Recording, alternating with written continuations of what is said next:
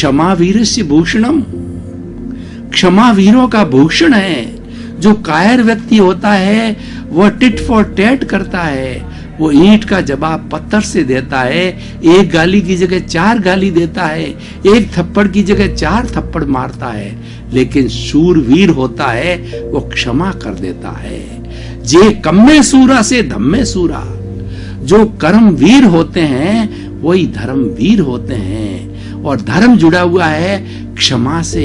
अगर धर्म में से क्षमा को निकाल दिया जाए या क्षमा में से धर्म को निकाल दिया जाए तो शून्य हो जाते हैं, उनका कोई अस्तित्व नहीं है। धर्म और क्षमा एक दूसरे से, जो कहना चाहिए, एक दूसरे से जुड़े हुए हैं, कॉम्प्लीमेंट्री हैं, एक सिक्के के 2 कॉइन हैं, एक दूसरे के सपोर्टिव है।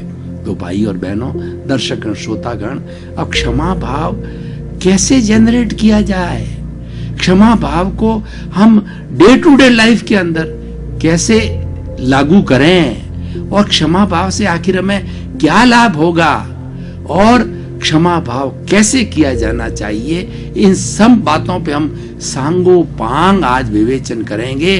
क्योंकि विषय जो है बहुत फेवरेट कहिए या बहुत ही सुंदर विषय है। देखिए, टू एयर इज ह्यूमन, इंसान गलती का पुतला है, हर क्षण गलती करता रहता है। और अब गलती तो उसने कर ली, अब गलती करने का रेक्टिफिकेशन क्या है?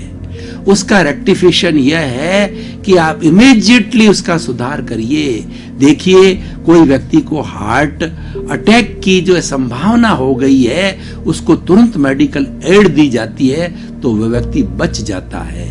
अगर कोई व्यक्ति के एक्सीडेंट हो गया तो तुरंत हम इमरजेंसी में लाएं तो उसका उपचार हो जाता है। अगर की कैंसर की गांठ जो है थोड़ी बनी थी, उसको तुरंत मेडिकल एड मिल गई तो गांठ बनने से रोक ली जाती है। और हमारे थोड़ा सा फोड़ा हो गया, और फोड़ा बड़ा होकर के क्या रूप ले ले भीतरी भीतर, उसको हमने प्रारंभ से ही जो हटा दिया। इसलिए कहा जाता है कि 3 बातों का ध्यान रखना चाहिए, इनको कभी भी छोटा नहीं समझना चाहिए। एक तो शत्रु, और दूसरा जो है अग्नि, और तीसरा है घाव, यानी हमारा फोड़ा। शत्रु हम समझेंगे तो निर्बल है, क्या करेगा, अरे कोई भरोसा नहीं है। शत्रु जो है छोटा भी हो तो बड़ा बन सकता है। घाव है, कैंसर का रूप ले लेता है, उसको छोटा नहीं समझना चाहिए। और उसके अलावा जो है वो हमारी अग्नि है, तो अग्नि आदमी को जला देती है, उसके ताप का ध्यान में रखना चाहिए। तो इस तरीके से हमें इस सावधान रहने वाली बात है। तो हम क्षमा की बात कर रहे थे कि आपने गलती करी, जिस व्यक्ति के साथ में गलती करी उसी वक्त आपने कहा सॉरी, क्षमा याचना करता हूं, खमत खामना करता हूं, मिच्छामि दुक्कडम करता हूं। अलग अलग जो है धर्मों में, अलग अलग परंपराओं में अलग अलग नाम दिए हुए हैं, सबका एक सॉरी जनरल शब्द है। और वह व्यक्ति अगर रट लेता है, क्षमा भाव को जीवन का अंग बना देता है, उसको कोई तकलीफ नहीं आती।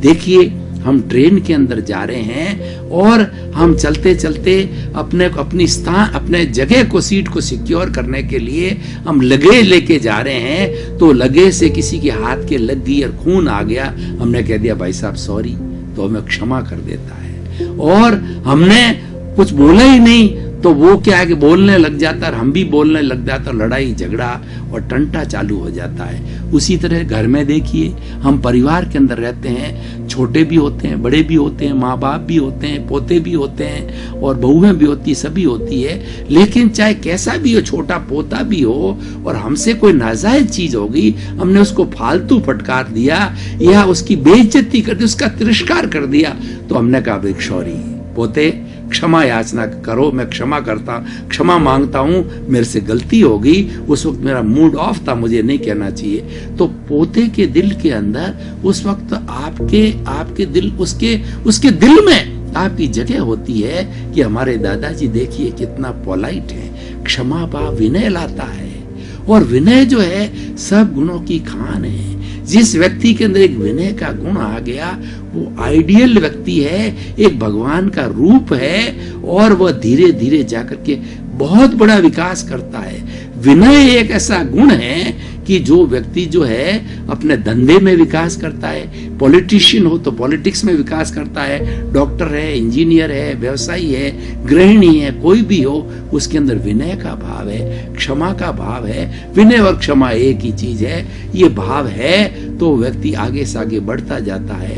क्षमा कितना बड़ा सुंदर विषय है कि देखिए, आपने इमीडिएट क्षमा याचना कर ली, आप टेंशन से फ्री हो गए। और आपने क्षमा नहीं करी, वो किधर ही चला गया और आप किधर ही चला गया, कोई भी इंसिडेंस दो के बीच के अंदर हो गई, तो वो मन के अंदर कूदता रहता है कि मुझे उसका बदला लेना है। और आपके मन में टेंशन होगा कि मैंने इसकी मोटरसाइकिल को तोड़ करके और मैं भाग गया, उसने नंबर नोट कर लिया, तो आपके मन में हमेशा टेंशन रहेगा कि वो मुझे कभी न कभी परेशान करेगा, मुझे जो है पुलिस कार्रवाई करेगा, मुझे जो है कोर्ट कार्रवाई करेगा। आपके मन में टेंशन रहेगा और आपकी मान लो भिड़ंत हो गई, जाने अनजाने में हो जाता है। व्यक्ति गलती का पुतला है, जाने भी हो जाता है, अनजाने भी हो जाता है, किसी भी तरीके से हो गई। आप वहां पे रुक गए, रुक कर के भाई साहब मुझे माफ करो, मैं मतलब जो थोड़ा झपकी आ गई थी नींद के अंदर, ध्यान नहीं दिया, मेरी मोटरसाइकिल में गड़बड़ थी और ये हो गया, मुझे क्षमा करो। तो इमीडिएट आपको क्षमा मिल जाती है और दोनों दोस्त बन जाते हैं। और ये गांठ नहीं पड़ती है, लेकिन हम क्षमा नहीं करते हैं तो ये गांठें पड़ जाती है। और ज्यों-ज्यों आप देखिए, एक धागे के अंदर गांठें जितनी होती है वह धागा कोई काम का नहीं होता। और सुई का देखिए, सुई के अंदर अगर धागा हम डालते हैं और उसके अंदर गांठ केवल एक पीछे लास्ट में लगी हुई हो तो वो धागा चलता रहता है और कपड़े की सिलाई को जोड़ देता है। और अगर उसके बीच में कई गांठें पड़ी हुई होती है तो वो धागा वहीं आके सीमित हो जाता है।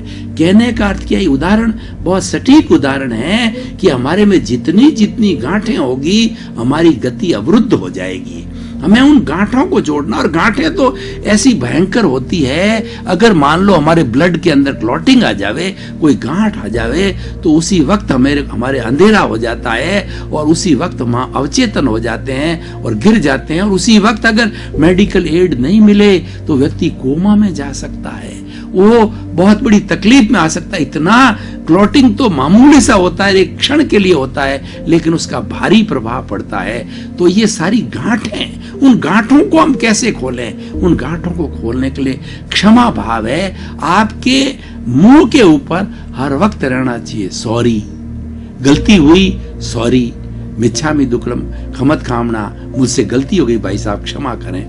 उससे आप बहुत हल्के रहते हैं। और आप दिन के अंदर अगर 50 बार गलती करते हैं, ये बोलते नहीं है, तो आपकी धीरे धीरे गांठें बढ़ती है, शत्रुता बढ़ती है।